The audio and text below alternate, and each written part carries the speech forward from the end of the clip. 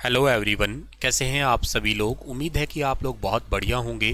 तो मेरे प्यारे दोस्तों, मैंने आप लोगों को इससे पिछली जो क्लास गई थी ना, उस क्लास के अंदर पढ़ाया था इंडिया एंड के साथ में पाकिस्तान के जितने भी कन्फ्लिक्ट थे ना, वो समझाने की मैंने कोशिश की थी। ये वाली क्लास मैं आप लोगों को पढ़ा रहा हूँ विदाउट वाइट बोर्ड। कुछ डिजिटल अब बोर्ड के अंदर अपडेशन चलने स्टार्ट हो गया था, तो करके मैंने आप लोगों को यहीं पे ही पढ़ाना स्टार्ट कर दे रहा हूँ मैं, ताकि आपकी कंटिन्यूटी जो है ना वो ब्रेक ना हो। तो कह रहे हाँ, देखिएगा कि भारत और नेपाल के बीच में, यानी कि इंडिया एंड नेपाल बॉर्डर जो है ना, उसके बीच की बात करते हैं हम लोग। अब आप लोगों ने देख लिए कन्फ्लिक्ट देखने से पहले के लिए शुरुआत करते हैं कि भारत और जो पाकिस्तान की बात करते हैं हम लोग। और भारत और नेपाल की जो बॉर्डर है ना, वो टोटल कितने किलोमीटर लगती है एग्जैक्ट अगर देखें हम लोग, ठीक है ना। तो भारत और नेपाल की आप बात करते हो तो भारत और नेपाल की जो टोटल लंबाई है वो है 1751 किलोमीटर, ठीक है ना। 1751 किलोमीटर टोटल लंबाई है। सर इसमें कितने राज्य लगते हैं, तो इसके राज्य हम लोगों ने पहले भी पढ़े थे। एक तो लगता है इसमें यूपी, एक लगता है बिहार, एक लगता है उत्तराखंड, एक सिक्किम और एक वेस्ट बंगाल। ये राज्य इसके साथ में टच होते हैं आपके। अब एक ये खुली सीमा है, मतलब एक ओपन बाउंड्री है। लेकिन इशू क्या, बहुत ज़्यादा कुछ ऐसे इशू नहीं है। एक ही इशू आया था जो थोड़े दिन पहले नेपाल ने हमारे आगे दिखाया था, वो ये एक जगह है यहाँ पे पड़ती है जिसका नाम है आपका लिम्पियाधुरा, ठीक है ना। ये जगह है जिसका नाम है लिम्पियाधुरा। एक जगह है ये वाली जिसका नाम है काला पानी, और एक जगह है ये वाली जिसका नाम है आपका लिपू लेक, ठीक है ना। ये तीन जगह, और इन तीन जगहों को नेपाल ने अपने अंदर का बताया। मतलब ये कहा कि वैसे तो ये देखो भारतीय है, ऑफिशियली बाद में भी पता लगा कि भारत के ही हैं, उत्तराखंड के ही हैं ये, भारत के उत्तराखंड पिथौरागढ़ और का इलाका जो है ना वही है ये। लेकिन नेपाल ने कहा कि लिम्पियाधुरा, काला पानी और लिपू लेक, ये तीन जगह आती है, किसके अंदर आती है, नेपाल में आती है। और क्यों कहा उसने ऐसा, क्योंकि 1816 के अंदर अंग्रेजों के ज़माने में एक सुगोली की संधि हुई थी, और उसमें काली यानी कि काली, मतलब वो कहते हैं काली नदी कहते हैं नेपाल वाले, और हम जो कहते हैं ना इसको महाकाली कहा करते हैं। तो इसके इसके पूर्व में जितने भी इलाके आते हैं, जिनमें लिम्पियाधुरा आता है, काला पानी आता है, लिपू लेक आते हैं, ये सारे के सारे नेपाल के पार्ट हैं। लेकिन जो भारत का उत्तराखंड का पिथौरागढ़, जबकि नेपाल जो ना धारचूला जिले का है, तो कह सकते हो आप लोग ये मोटे तौर पे है हमारे भारत के ही। पेपर में आपके इसमें बहुत ज़्यादा कोई सवाल तो बनते नहीं है, सीधे से सवाल एक ही आने की पॉसिबिलिटी है आपके साथ में। एक तो सबसे ज़्यादा सवाल पूछा जाता है कि भारत और नेपाल के बीच की जो राज्य है ना वो टोटल कितने हैं। तो आपको राज्य 5 याद रखने हैं, कोई यूनियन टेरिटरी नहीं लगती है। 5 राज्य में एक आपको याद रखना है उत्तर प्रदेश याद रखना है, दूसरा आपको याद रखना है उत्तराखंड याद रखना है, तीसरा आप लोगों को याद रखना है इसके अंदर कौन सा, सिक्किम याद रखना है, और चौथा कौन सा याद रखना है, चौथा आपको वेस्ट बंगाल याद रखना है, ठीक है ना। और एक आपको याद रखना है बिहार याद रखना है, बिहार। तो यही 5 राज्य है। अच्छा, एक सवाल जो पूछा जा सकता है, ये क्वेश्चन ऑलरेडी खैर एग्जाम में आ भी गया है क्या, कि जो काला एक आपका लिम्पियाधुरा के साथ काला पानी और लिपू लेक, ये तीन जगहों का विवाद भारत और किस देश के बीच में था। तो याद कर लेना, ये भारत और नेपाल के बीच में था। लिम्पियाधुरा, काला पानी और के साथ लिपू लेक, ये तीनों विवाद भारत और नेपाल के साथ में, लेकिन ये है नेपाल के ही, तो सॉरी ये है इलाके भारत के ही है, तो कोई खास इसमें प्रॉब्लम नहीं है। बाद में इसको भारत के अंदर ही जो है ना मान लिया गया। ये आपने शायद 2019-20 के मामले के दौरान सुना भी होगा ये, ठीक है। उत्तर प्रदेश और बिहार की सीमा पर एक सुस्ता इलाका भी है, उसको भी नेपाल के नवीन मानचित्र में शामिल किया गया है, ठीक है ना। ये भी थोड़े दिन पहले का एक करंट अफेयर्स था, पर आप मेन पॉइंट यही याद रखना जो जरूरी है आपके लिए, काला पानी, लिपू लेक और लिम्पियाधुरा, और 5 राज्य यूपी, बिहार, उत्तराखंड, सिक्किम, वेस्ट बंगाल, ठीक है। अच्छा सर, इसके बाद में जो अगली बात आती है, भारत और म्यांमार की बाउंड्री आती है। अब देखो भारत और म्यांमार के बीच में टोटल लंबाई कितनी है, पहले तो ये याद रखो, वो है टोटल 1643 किलोमीटर। कितने राज्य लगते हैं, तो आप लोग देखने की कोशिश करो। इंडिया के म्यांमार के साथ में हमने पहले पढ़े, एक अरुणाचल लगता है, एक मिजोरम, एक मणिपुर और एक नागालैंड लगता है। और ये भौगोलिक और प्राकृतिक सीमा दोनों ही हैं इसके अंदर, मतलब एक तो जमीन से तो जुड़े हुए ही हैं, लेकिन एक नेचुरल तरीके से एक पहाड़ है जिसका नाम है Arakan Yoma. Arakan Yoma Myanmar और भारत के बीच की बाउंड्री बनाता है, इस करके इसको कहा करते हैं हम लोग नेचुरल बाउंड्री के नाम से भी। क्योंकि क्या होता है, जब कोई माउंटेन रेंज, मैं आपको पिछली क्लासेस में ऑलरेडी बता चुका हूँ कि जब कोई माउंटेन रेंज है और वो बाउंड्री बनाती है ना, तो उसको हम लोग मोटे तौर पे कह दिया करते हैं क्या, वो एक आपका एक नेचुरल बाउंड्री के रूप में उसको जाना जाएगा आपका। इसके साथ में हमारे प्रोटेस्ट क्या है, इसके साथ में हमारे इशू क्या क्या आ रहे हैं। देखो सबसे पहला जो इशू है ना, मेजर इशू है, वो टेररिज्म का है।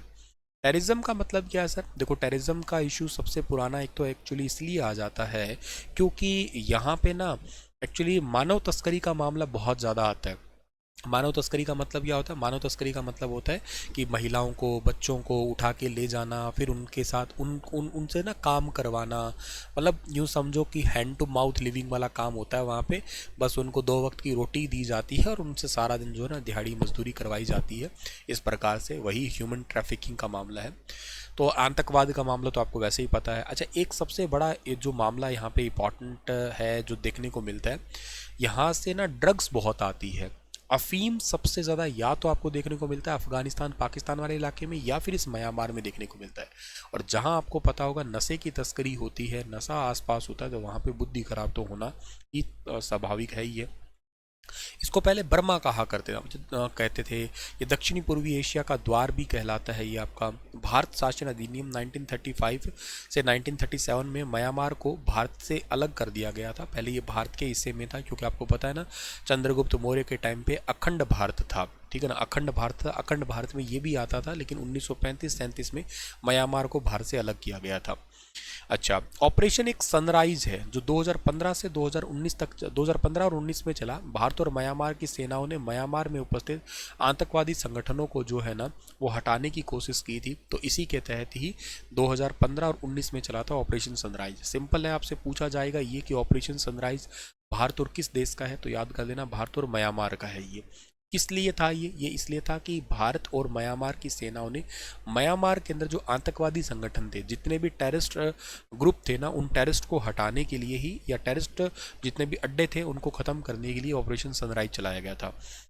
एक कालादान प्रोजेक्ट है, कोलकाता को म्यांमार। अब देखो ये बहुत ही इंपॉर्टेंट है, मैं एक बार थोड़ा बता देता हूँ क्या है। कोलकाता को म्यांमार के सितवे बंदरगाह से जोड़ता है। इस परियोजना से लगभग मिजोरम के बीच की दूरी 1800 किलोमीटर से घट के 950 के आसपास 930 किलोमीटर हो जाएगी। थोड़ा इसको समझते हैं ये क्या है। ये पेपर में आ सकता है, बस एक ही सवाल है जो पेपर में म्यांमार और के साथ इंडिया का जो आपका पॉइंट है ना वो पूछा जा सकता है। देखो ऐसा है कि अगर आप म्यांमार जाना चाहते हो, तो आपके पास में फ़िलहाल के लिए केवल एक ही रूट है, और वो रूट कौन सा है? सिलीगुड़ी कॉरिडोर है। मैंने आपको इससे पिछले लेक्चर के अंदर बताया था, सिलीगुड़ी कॉरिडोर से आप लोग भारत के इस पूरे के पूरे हिस्से से कनेक्ट हो सकते हो, ठीक है ना। और उसके बाद में आप इधर भी जा सकते हो। एक्चुअली आप ऐसे जब घूम के जाते हो ना, तो ये किलोमीटर लगभग पड़ जाता है 1800 किलोमीटर, ठीक है ना। 1800 किलोमीटर या 1800 से ज़्यादा का किलोमीटर का रास्ता पड़ता है ये। मतलब अगर आप इस तरीके से अगर इस मैप में देखते हो तो ऐसे अगर आते हो तो आपको 1800 किलोमीटर पड़ जाता है। भारत क्या कर रहा है? भारत ना अपने, आपको पता है कि कोलकाता के अंदर आपका हुगली नदी के ऊपर, या कोलकाता पोर्ट तो है ही है आपका। अच्छा, इससे इस पोर्ट से हम आएंगे समुद्र के रास्ते से, सीधा ये समुद्र का रास्ता पकड़ेंगे तो 539 किलोमीटर यहाँ पहुँचेंगे सितवे नाम की जगह पे, ठीक है ना। ये म्यांमार के अंदर है सितवे। सितवे से यहाँ पे फिर नदी का रास्ता पकड़ेंगे। कालादान नाम की नदी है यहाँ पे, इस नदी का नाम ही कालादान है, इस करके इसको कालादान रिवर प्रोजेक्ट बोल रहे हैं। इस नदी के रास्ते से मान लेते हैं आपने कोई सामान पहुँचाना है यहाँ पे अपने पूरे ईस्टर्न इंडिया जो है आपका पूर्वी भारत है, जैसे नागालैंड कह लो, मिजोरम कह लो, और आपका मणिपुर मिजोरम है, इन सभी को आपको सामान पहुँचाना है। तो आप कैसे पहुंचाओगे? अगर ऐसे लेके आते हो तो आपको किलोमीटर लगता है 1800 किलोमीटर का सफ़र तय करना पड़ता है। लेकिन आप क्या करोगे? अपने पानी वाले जहाज़ों में सामान लाता, आपने इस पानी वाले रास्ते को पकड़ा, 539 किलोमीटर ऐसे सफ़र किया, यहाँ पे बंदरगाह आ गया, सितवे बंदरगाह आ गया। यहाँ से फिर नदी आएगी, नदी का नाम क्या है? कालादान। उस नदी से जो पानी वाली जहाज़ है ना, उनमें सामान बिठाया जाएगा, मतलब सामान सारा लाद दिया, और 158 किलोमीटर तक चलेंगे। कहाँ तक? ज़मीन तक। 158 किलोमीटर चलेंगे हम लोग, पेलितवा तक चलेंगे। पेलितवा से क्या करेंगे? हम लोग ज़मीनी रास्ता पकड़ेंगे। यहाँ पे हम लोग एक हाईवे का निर्माण कर रहे हैं, एक हाईवे बना रहे हैं। तो ये हाईवे होगा 129 किलोमीटर जो है ना म्यांमार के अंदर चलेंगे हम लोग, और यहाँ पे आके हम लोग जो है ना मिज़ोरम के अंदर एंटर कर जाएंगे। ये रास्ता ऐसे पूरा कंप्लीट जो है ना हमें लगभग 930 किलोमीटर पड़ रहा है। उधर से अगर घूम के आ रहे हैं इधर कनेक्ट करने के लिए तो 1800, और अगर ऐसे आ रहे हैं तो 900 समझ के चलिएगा, ये रूट बिल्कुल हाफ हो जाएगा। तो इसी को ही हम लोग कह रहे हैं, यही प्रोजेक्ट है Kaladan project. Very very important है, एग्जाम पर्सपेक्टिव कि कोलकाता और म्यांमार के सितवे बंदरगाह को जोड़ने के लिए इस परियोजना से कोलकाता और मिजोरम के बीच की दूरी जो है ना वो 1800 किलोमीटर हो जाएगी। इसी करके ये प्रोजेक्ट है, मोस्ट इंपॉर्टेंट है, पेपर में बस यही पूछा जा सकता है तुमसे, बाकी कोई खास ऐसी ज़रूरी चीज़ नहीं है। या ये जो छोटे छोटे आपके वनडे एग्जाम होते हैं उनमें ये अरुणाचल मिजोरम और ये पूछ सकते हैं, किलोमीटर पूछ सकते हैं, ठीक है ना। ये थोड़ा सिविल्स पर्सपेक्टिव इंपॉर्टेंट पॉइंट है। रूट्स याद रखना आपको मेंस पेपर में लिखने के लिए, डायग्राम बनाने के लिए भी डायग्राम भी माइंड में रहना चाहिए, कैसे कैसे जा रहा है, रूट क्या है आपका, कोलकाता से कितना किलोमीटर चले हो आप, इधर चले हो, फिर सेतवे बंदरगाह इंपॉर्टेंट है, ये सब चीज़ें आप लोगों को याद रहनी चाहिए यहाँ पे, ठीक है। उसके बाद में आ जाते हैं हम लोग भारत के अंदर जो मैरीटाइम बाउंड्री की बात करते हैं, मतलब यहाँ तक हमारी सारी बाउंड्री जो है ना कंप्लीट हो चुकी है। भारत की जो ज़मीनी बाउंड्री है ना वो सारी की सारी यहाँ पे मैंने कंप्लीट करवा दी है आपको। बहुत धीरे धीरे समझाई है, होप आपको ये सब समझ में आई होगी, ठीक है ना। आपको अगर मैं बिल्कुल शुरू की स्लाइड में लेके जाना चाहूँ तो आप शायद इन सब चीज़ों को याद कर लोगे कि भारत के साथ में कौन कौन सी बाउंड्री लगती है। याद है आप लोगों को, ये स्लाइड मैंने पढ़ाई थी। तो बांग्लादेश के साथ में हमारी 4096 किलोमीटर लगती है, फिर चाइना, फिर पाकिस्तान, फिर नेपाल, फिर म्यांमार, एक भूटान है और एक अफ़गानिस्तान है। ये आपके मेन है आपके, ठीक है ना। तो इन तक की जो इश्यूज़ वगैरह थे इनके तो कोई ख़ास इशू है नहीं, और इन सभी के साथ साथ जो है ना हम लोगों ने इन सभी बाउंड्रीज़ को अभी यहाँ पे कवर कर लिया है। सो होप आप लोगों को ये सब चीज़ें जो है ना एक्सप्लेन के साथ साथ जो है ना ठीक ढंग से समझ में भी आ गई होगी। तो अब हम लोगों को समझना है भारत के अंदर जितने भी आपकी मैरीटाइम बाउंड्री है यानी कि जलीय सीमा है ना उसको भी पढ़ने की कोशिश करते हैं हम लोग। थोड़ा ब्रीफ देता हूँ आपको मैं, बाकी ज़्यादा डिटेल हम लोग और आगे के लेक्चर्स में भी पढ़ने की कोशिश करेंगे। देखो ऐसा है कि भारत की तटीय सीमा यानी कि इंडियाज़ कोस्टल बॉर्डर जो है ना टोटल लंबाई कितनी है, टोटल लंबाई है 7516.6 किलोमीटर। मतलब मैंने आपको ये पहले बता चुका हूँ, कैसे याद करवाया था मैंने याद करवाया था आपको 5 और 1 6 और 6 और 1 7 और .6 ऐसे करके याद करवाया था। जो मेन लैंड की लंबाई है वो कितनी है, 6100 किलोमीटर है। और कितने राज्यों को टच करती है ये ऑलरेडी हम पढ़ चुके हैं, 9 राज्य। 9 राज्य कौन सा है, गुजरात है, गुजरात के बाद में महाराष्ट्र आता है, फिर कर्नाटक, एक गोवा आता है छोटा सा ही रहा, फिर कर्नाटक है, फिर केरल है, फिर तमिलनाडु है, फिर आंध्र प्रदेश है, फिर उड़ीसा है, फिर वेस्ट बंगाल है, ठीक है। यही 9 राज्य है आपके। अच्छा, कोस्टल जोन ऑफ इंडिया का जो है India ministry of environment and forest के अनुसार भारत की तटीय सीमा की कुल लंबाई इतनी हो गई है, जिसमें मुख्य भूमि की तटीय रेखा की लंबाई जो है ना वो 5422.6 है, और द्वीपों की लंबाई को जो माना जाता है कितना, 2904 किलोमीटर माना गया है। ये coastal zone of India ministry of environment कहता है। तो वो ये कहता है इसमें मुख्य भूमि की तटीय लंबाई, भाई मेन जो राज्य है ना, राज्य जो तट पे लग रहे हैं उनका ऐसा लंबाई दिखाया है उन्होंने, बाकी कुछ राज्य जो है ना ये आपके द्वीप वाले हो गए हैं। तो खैर आप यही याद कर लीजिएगा, मोर और लेस यही इंपॉर्टेंट है। ऑलरेडी हम 2-3 बार पढ़ चुके हैं तो याद हो गया होगा ये। अब आपके पास में आता है मेन चीज़ जो आप लोगों को पढ़नी होगी, ये मैं इसका ब्रीफ दे रहा हूँ, इसको आपको मैं बहुत ज़्यादा अच्छे से पढ़ाने वाला हूँ अगली क्लास में जब डिजिटल बोर्ड होगा, मतलब प्रॉपर, तो उसके ऊपर डिजिटल बोर्ड पे समझाऊंगा इनको मैं आपको। या कि संयुक्त राष्ट्र की संधि के अनुसार जलीय क्षेत्र कितना है, पहले इसका ब्रीफ ले लो कि एक्चुअली ये होता क्या है। आपने कभी सोचा भी होगा यार कि हमारा जैसे पानी की बाउंड्री है ये वाला, अब जैसे यहाँ पे एक श्रीलंका नाम का देश पड़ता है, तो अब आप ये बताइए सर हमारी बाउंड्री कहाँ तक है, मतलब कितनी दूरी तक हमारी बाउंड्री रही, क्योंकि आप देखोगे कहीं ना कहीं आगे जाके कोई ना कोई देश तो आता ही रहता है। तो बाउंड्री जो है ना कितनी दूरी तक अधिकार होगा हमारा। अब आप कहोगे सर अधिकार का क्या करेंगे, भाई अधिकार का ये है कि यहाँ पे हो सकता है फिशरीज करो आप लोग, मत्स्य पालन कर सकते हो, मत्स्य उत्पादन, कहीं आप नौका दे के निकल पड़े और कोई दूसरे देश का आके कह दे तो मेरी बाउंड्री है। भाई आप ज़मीन की बाउंड्री तो समझ रहे हैं, जैसे आपने नेपाल अभी पढ़ा कि नेपाल के साथ में उत्तराखंड लग रहा है, यूपी लग रहा है, बिहार लग रहा है, वेस्ट बंगाल लग रहा है, सिक्किम लग रहा है, ये तो आपने पढ़ लिया। तो ऐसे ज़मीन की बाउंड्री का एरिया कितना का होगा, जैसे नेपाल ने कह दिया कि जो आपका काला पानी है, लिम्पियाधुरा है, ये सारा इलाका मेरा लिपू लेक का है, ऐसे आप कहाँ तक की बाउंड्री। इसके लिए एक्चुअली क्या है कि एक आपका संयुक्त राष्ट्र समुद्री कानून बना हुआ है 1982 के अंदर, जिसको आप लोग कहा करते हैं United Nation Convention on the Law on the सी।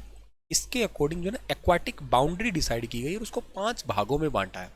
एक इसका पार्ट इंटरनल है, एक इसका पार्ट है टेरेस्ट्रियल पार्ट है, एक इसका जो है ना कॉन्टिन्यूस पार्ट है, एक इसका एक्सक्लूसिव इकोनॉमिक जोन है, एक इसका हाई सी है। और इनकी अलग अलग रेंज है भी, कौन कौन सी रेंज में क्या क्या होगा। तो ये रेंज सबको डिटेल में मैं आपको अगली क्लास के अंदर पढ़ाऊंगा। होप आप इतना आज लेक्चर समझे होंगे, बाउंड्रीज वगैरह को आपने पूरा किया होगा आज, ठीक है। Thank you so much, stay happy, stay healthy.